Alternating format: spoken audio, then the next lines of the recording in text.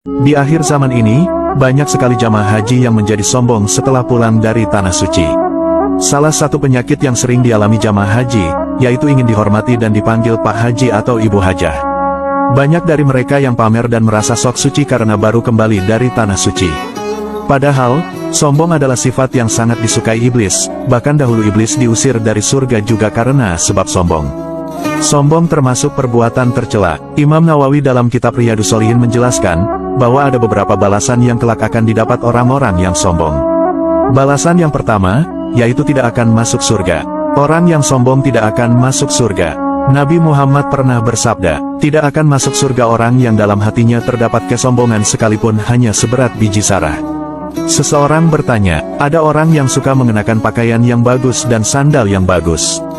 Beliau bersabda, sungguh, Allah itu indah dan menyukai keindahan. Sombong adalah menolak kebenaran dan merendahkan sesama manusia.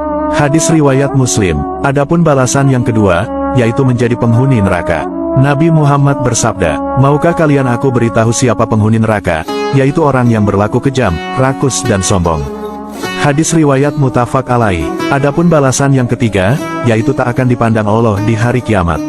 Saat kiamat tiba, semua manusia akan dikumpulkan pada suatu tempat yang bernama Padang Mahsyar untuk dilakukan hisab. Menurut sebuah riwayat dengan derajat sahih, bahwa Allah tidak akan memandang orang yang berlaku sombong.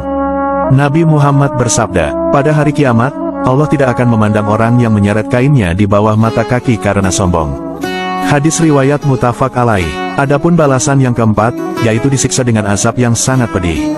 Nabi Muhammad bersabda, 3 golongan yang tidak akan diajak bicara, tidak dipandang, dan tidak dibersihkan oleh Allah pada hari kiamat, mereka akan disiksa dengan azab yang sangat pedih. Mereka yaitu orang tua yang berzina, penguasa yang gemar berbohong, dan orang miskin yang sombong.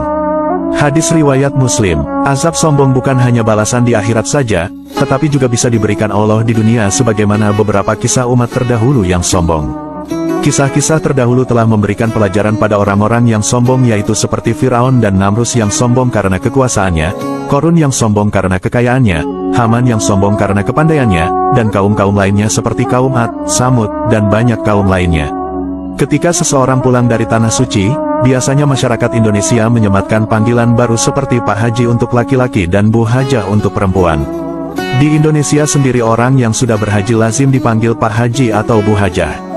Hal ini dilakukan karena takut tersinggung apabila tidak dipanggil dengan sapaan tersebut. Budaya memanggil nama dengan gelar haji sudah menjamur di kalangan masyarakat Indonesia.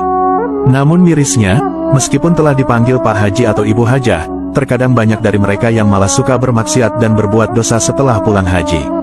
Nah, inilah tanda-tanda bahwa haji mereka mardud atau ditolak. Dengan kata lain, predikat haji mabrur itu hanya diberikan kepada orang-orang yang tidak bermaksiat ketika haji maupun setelah haji.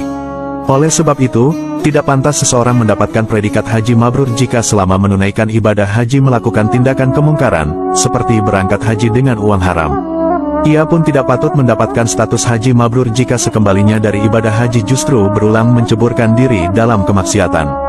Di antara kemaksiatan itu adalah acuh terhadap syariat, tidak peduli pada hukum-hukum Allah Subhanahu wa Ta'ala, juga abai terhadap halal dan haram.